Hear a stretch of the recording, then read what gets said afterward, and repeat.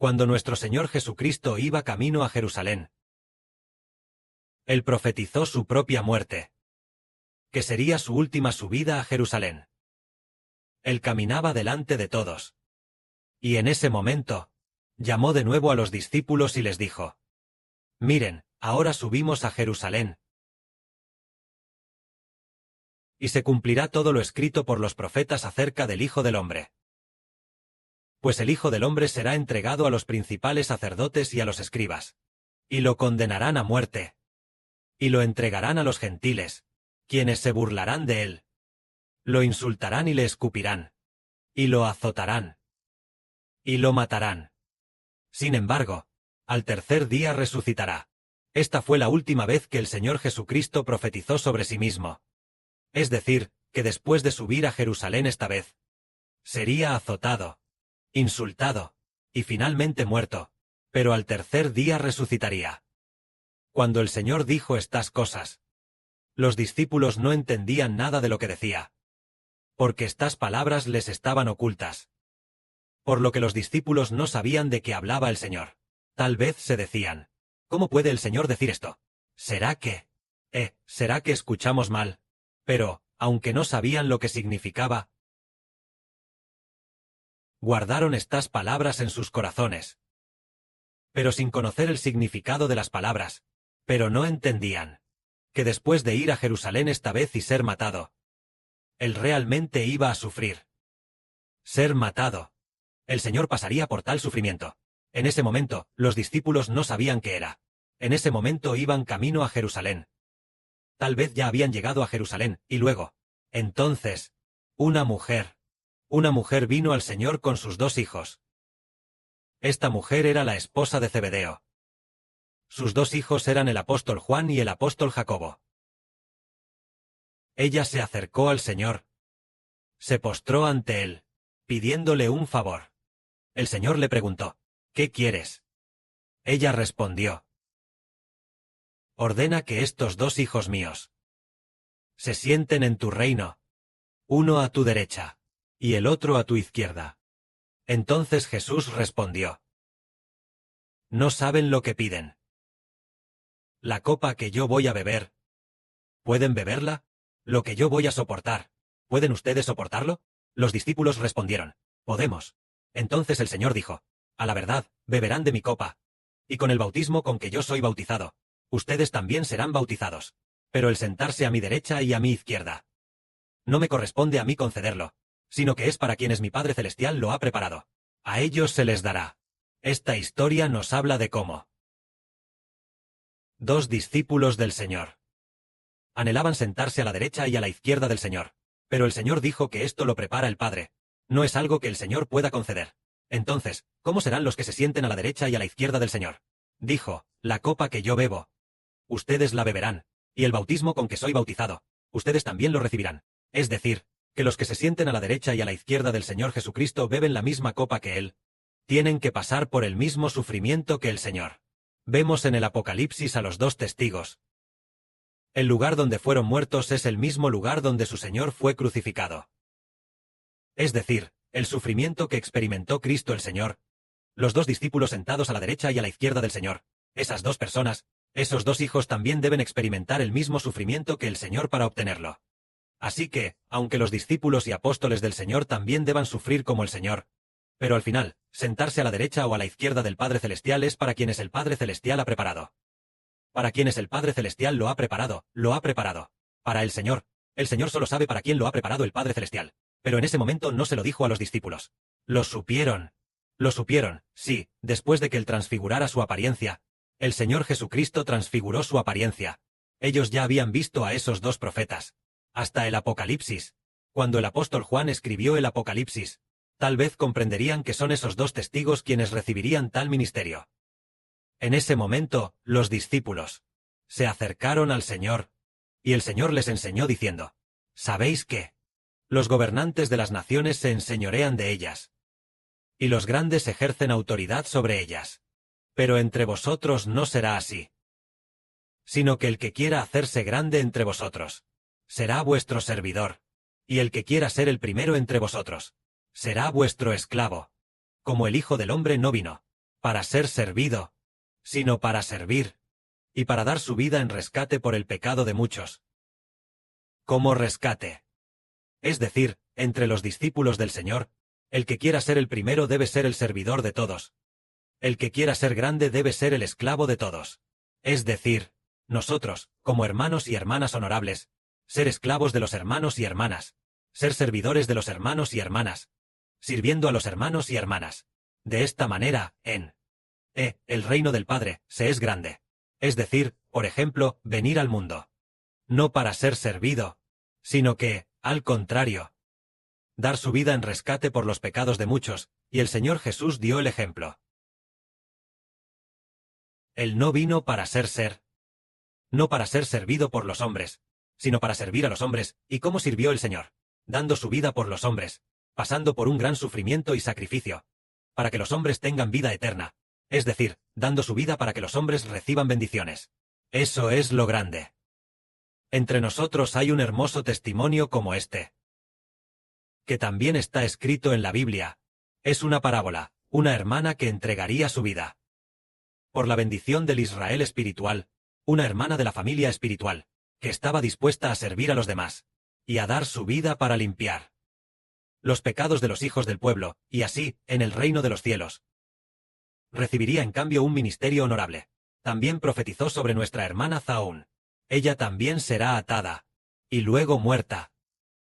Precisamente profetizó, que ella sería la luna, para que el reino de los cielos, con la luna bajo sus pies, sirva a todos los hijos del reino de los cielos. Así, ella y la hermana Rebeca se convirtieron en reinas, para servir a los demás, al igual que el Señor, entregando su vida por el Padre Celestial, por sus propios hijos, aquellos que dan su vida por los hijos del Israel espiritual. Al contrario, serán los más grandes. De esta manera lo entendemos, y sabemos quién es honorable o humilde. Todo depende de si están dispuestos a entregar su vida al Señor del Padre Celestial, de si están dispuestos a servir a los hermanos y hermanas. Así que, entre nosotros, quienes estén dispuestos a ofrecer sus vidas, y a trabajar arduamente para servir a los hermanos y hermanas, en el cielo, el Señor Jesucristo los considerará grandes. Esto es lo que sabemos. En ese momento, el Señor Jesucristo llegó a Jericó. Cuando llegó a Jericó, una gran multitud lo seguía. En ese momento, había un hombre sentado junto al camino pidiendo limosna. Este hombre se llamaba Bartimeo. Es el hijo de Taimeo. Oyó a mucha gente pasar. Y oyó que era Jesús el Nazareno.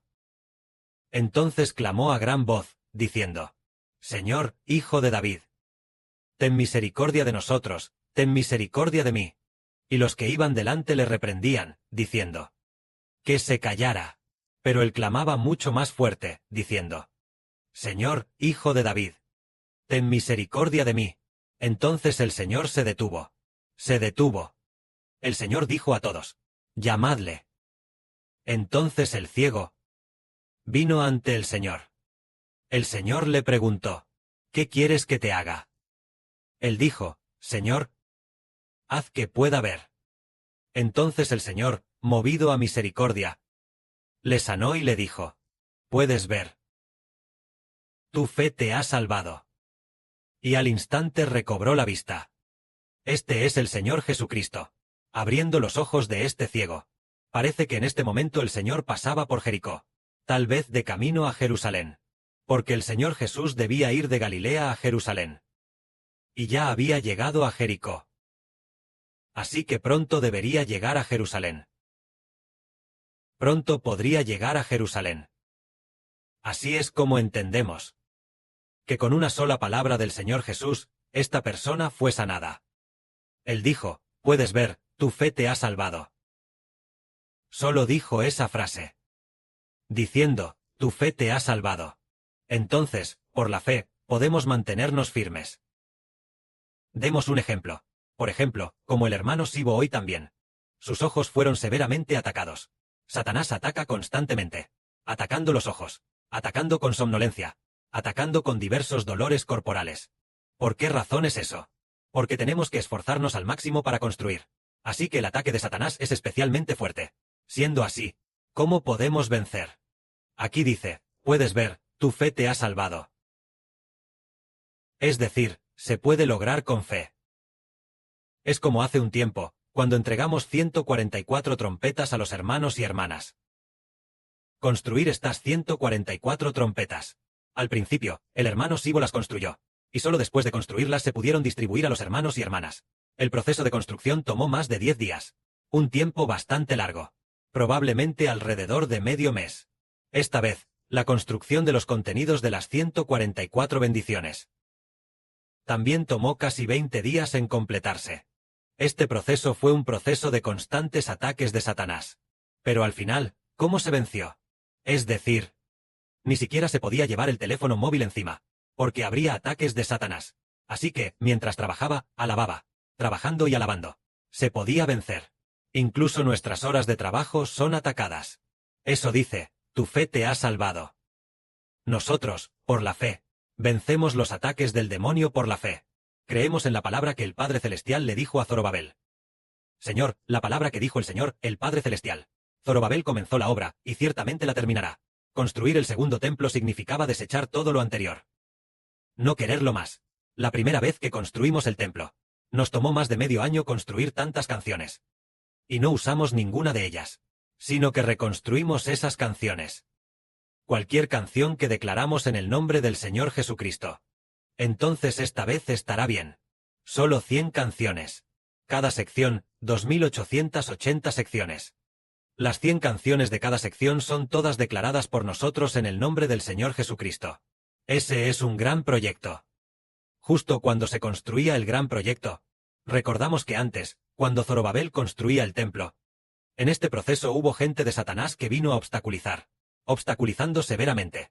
Este asunto está escrito en el libro de Esdras. La gente de Satanás interceptaba constantemente, obstaculizando, no permitiendo a los judíos construir el templo. Pero más tarde, estuvo el profeta Ageo, y también el profeta Zacarías, quienes vinieron a animar a la gente de entonces diciendo, Zorobabel ha colocado con sus propias manos los cimientos de este templo, y sus manos también lo terminarán. Estas palabras animaron a Zorobabel, quien construía el templo en aquel tiempo. Y estas palabras fueron dichas por Dios a través del profeta. A Zorobabel, así dice el Señor de los ejércitos. Las manos de Zorobabel echaron los cimientos de este templo. Y sus manos también lo terminarán. Vemos que incluso hablar de la verdad del mercado en una mañana es tan atacado. Atacado de manera muy grave. Cuanto más entonces al construir el templo. Construir el templo significa que Satanás va a perecer. Después de construir el templo, Satanás será destruido. El reino de Satanás comenzará a derrumbarse gradualmente. Pero, ante un templo tan noble, el ataque de Satanás es grande. Pero, ¿cómo podemos vencer? Tal como se dice aquí. Tu fe te ha salvado. Nosotros creemos. El Padre Celestial y Señor. Seguramente nos dará la fuerza. Seguramente nos dará el poder. Para que tengamos la fuerza de vencer al demonio. Y finalmente podamos terminar de construir el templo. Una vez que se termine de construir el templo, el Padre Celestial y Señor recibirá alabanza desde nuestro templo. Así, el reino de Israel vencerá al reino del enemigo. Dando la gloria al Señor del Padre. Amén.